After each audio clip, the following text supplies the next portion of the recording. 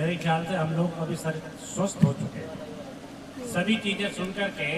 तो मैं सबसे पहले भारत माता की, भारत माता की जय भीम, जय भीम, बाबा साहब बी आर अम्बेडकर, बाबा साहब बी आर अम्बेडकर।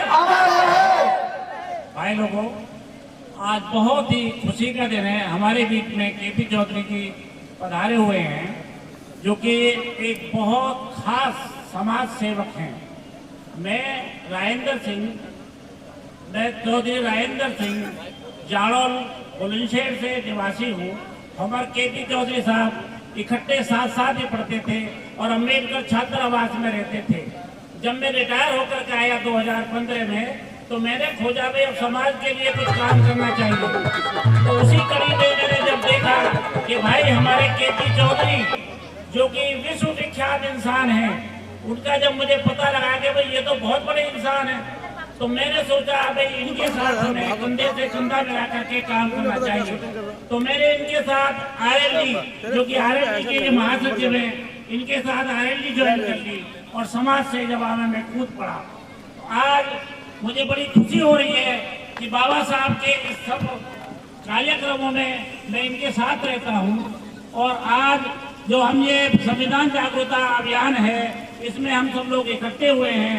मैं सभी लोगों से आह्वान करता हूं कि इस कड़ी में सभी लोग बाबा साहब के बनाए हुए संविधान में सब लोगों को साथ रहना है।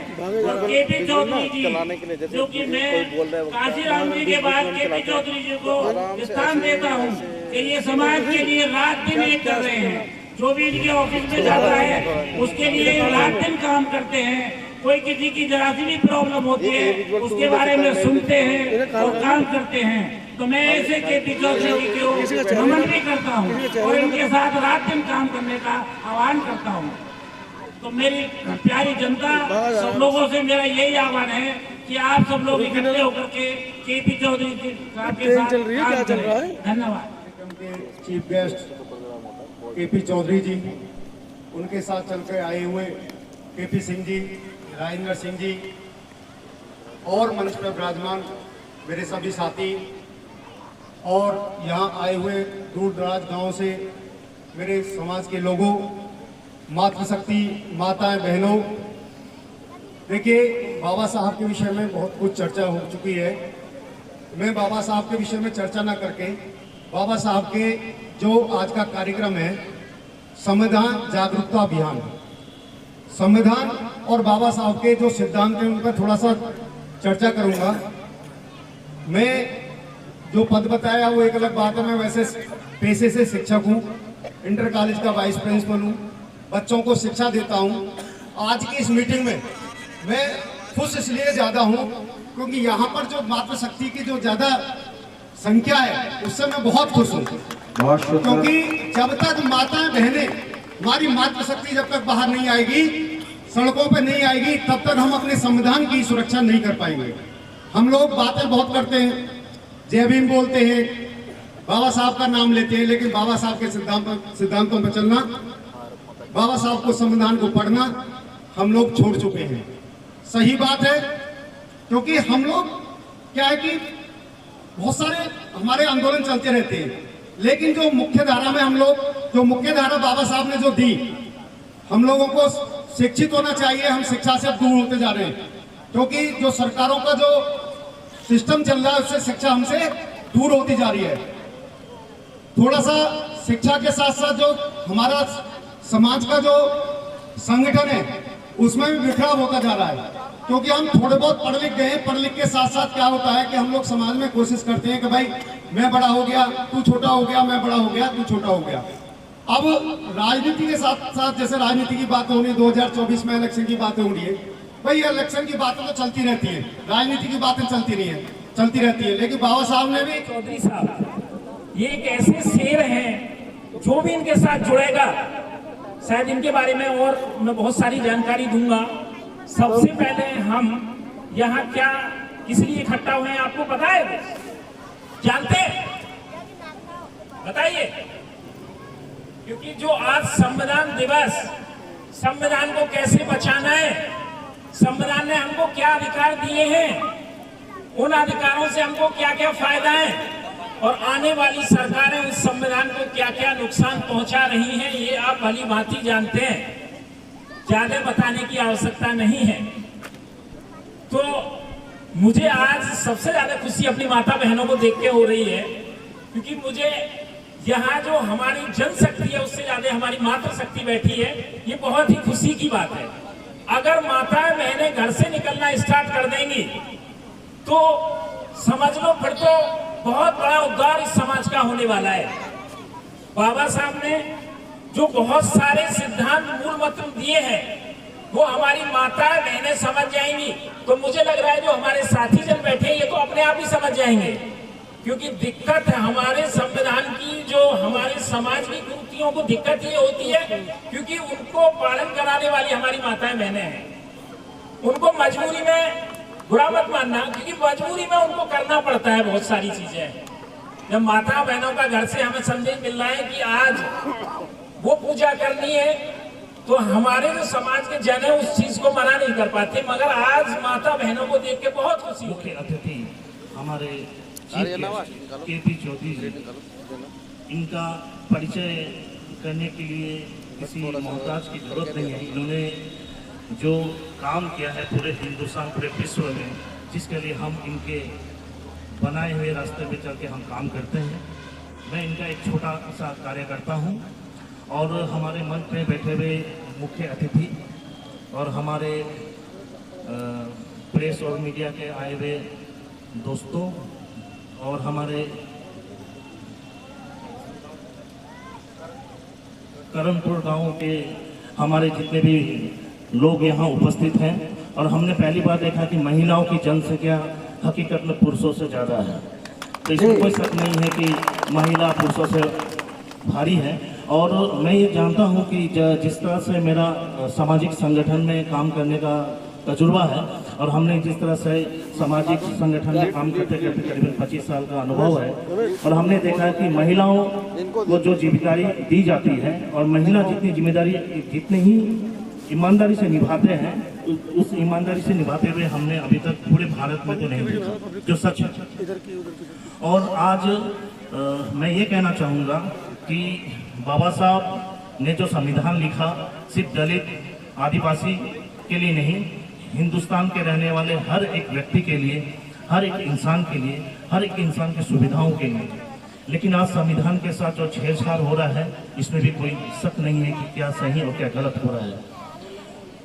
इलेक्ट्रॉनिक मीडिया, प्रिंटिंग मीडिया में जो भी हो, लेकिन जनता जानती है, जनता जानती है कि आखिर हो क्या रहा है, और इसका पॉजिटिव और नेगेटिव जो भी रेस्पॉन्स देना है वो जनता ही दे सकती है। 2024 में अगर 400 पार होती है तो ये जनता की नज़र में उन्होंने बहुत अच्छा काम किया। अगर सरकार गिरती है तो जनता ही मालिक है, ये सब जानते हैं। आपके वोट में आपकी ताकत है। बस उस समय एक ऐसा तूफान आता है, एक ऐसा मैनेजमेंट होता है, एक ऐसी ऑर्गेनाइज होती है, पब्लिसिटी होती है, ऐसा त्यौहार होता है कि इंसान भूल जाता है कि हमने 4.5 साल में हमने क्या खोया क्या पाया। तो हमारी यही गुजारिश है, जिस तरह से हमने संविधान जागरूकता अभियान का जो शुरुआत किया है वो सब मिलकर मजबूती से करें। और इस ऑर्गेनाइजर के सारे टीम को मैं बधाई देना चाहता हूं कि आप सब ने बहुत ही खूबसूरती से काम किया है। आप सब ऑर्गेनाइज टीम को मेरी तरफ से शुभकामनाएं। इसी तरह आप बुलाएं और हम आए, और केपी चौधरी जी की दिशा और इनकी जो परमिशन होगा उस पर लेके हम काम करेंगे। जुर्म करने की कोशिश नहीं करेगा। कोई भी अनपढ़ आदमी इस देश का राजा नहीं होगा। जब पढ़ा लिखा आदमी इस देश का राजा होगा तो इस देश की तरक्की होगी, इस देश में साधन होंगे, रोजगार होगी, शिक्षा होगी, और इस देश को भारत में सबसे, विदेश दुनिया में सबसे मजबूत बनने से कोई नहीं रोक सकता। जब आप लोग केपी चौधरी जैसे पढ़े लिखे लोगों को संसद में बैठाने का काम करेंगे तो वो दिन दूर नहीं जब ये बहुजन समाज के लोग हैं, इनका उद्धार होगा। तो इसी कड़ी में मैं शारदा प्रताप जिला से हूँ। मंच पर उपस्थित मेरे सभी अधिकारीगण, एवं भाई और बहनों, दूर दराज से मेरे पत्रकार भाइयों बंधु, मैं अपने बाबा साहब को नमन करते हुए सबके लिए जय भीम बोलती हूँ। मैं तो एक छोटी सी बच्ची हूँ, पहली बार आपके बीच में 2 शब्द बोलना चाहती हूँ कि देखिए, अगर हमारे बाबा साहब न होते तो बहुजन के लिए, सभी समाज के लिए कौन न्याय दिलाने का काम करता। भाइयों बहनों, ये सब जानते हैं कि उस युग में केवल हमारे समाज में केवल हमारे बाबा साहब पैदा हुए थे और जिस कंडीशन में उन्होंने शिक्षा की, उस कंडीशन में कोई भी नहीं कर सकता। सभी लोग स्कूल पर कुर्सियों पर बैठते, लेकिन बाबा साहब को शिक्षा के लिए नीचे बैठना पड़ता था। देखिए उन्होंने किस किस परिस्थिति में शिक्षा ग्रहण की। बाबा साहब ने शिक्षा ग्रहण करके जब संविधान लिखा तो देखिए उनके पास में कोई पैसा भी नहीं था, पैसे के लिए परेशान थे। हमारी माता रामाबाई ने उनके लिए कंडा बेच बेच कर शिक्षा के लिए पैसे भेजे। तब हमारे बाबा साहब आगे धीरे धीरे बढ़ते रहे। बाबा साहब ने हम समाज के लिए, हमारे समाज के लिए, हम लोगों के लिए, अधिकार के लिए कि मेरा समाज कहीं पिछड़ न जाए, इसलिए उन्होंने अपने 4 बच्चों की कुर्बानी दी। देखिए माता भाई, आप बताइए कि आज कौन है ऐसा कि जो अपने बच्चों की किसी के लिए, समाज के लिए कुर्बानी दे दे। मात्र हमारे बाबा साहब रहे। और देखिए महिलाओं की तो वो स्थिति है कि महिलाओं को पहले भी पैर की जूती समझा जाता था और आज भी। अगर महिला चाहे तो वो क्या नहीं कर सकती, वो सब कुछ कर सकती हैं। देखिएगा, अगर हमारे बाबा साहब ने संविधान ना लिखा होता तो आज महिलाएं फिर भी चूल्हे चाकी का ही काम करती। आज देख लो, पायलट से लेके मंत्री से लेके आज हर जगह, हर क्षेत्र में हमारी बहनें काम करी हैं। पुरुषों के साथ साथ महिलाएं बिल्कुल कंधा से कंधा मिलाकर काम करती हैं। तो प्यारी बहनों, प्यारे भाइयों, मैं आपसे यही विनती करती हूँ कि भले ही कम खा लें, कुछ भी करें, अपने बच्चों को शिक्षित करें। क्योंकि बाबा साहब ने ये हमारे लिए एक नारा दिया है कि शिक्षित बनो, संगठित रहो और संघर्ष करो। और हमारे पास अगर शिक्षा है तो हम हर क्षेत्र में अपने अधिकार प्राप्त कर सकते हैं। हम किसी से झुकेंगे नहीं। और सुना है कि नया संविधान लागू होने जा रहा है, लेकिन हम उस बाबा भीम के बंदे हैं कि हम नया संविधान लागू नहीं होने देंगे, नहीं होने देंगे।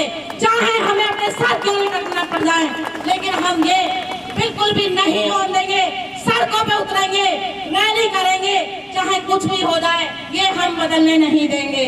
जब हमारे अकेले बाबा साहब ने इतनी मेहनत की है संविधान बनाने के लिए, तो ये हम बहन और भाइयों का फर्ज बनता है कि हम अपने बाबा साहब के संविधान को सुरक्षित रखें।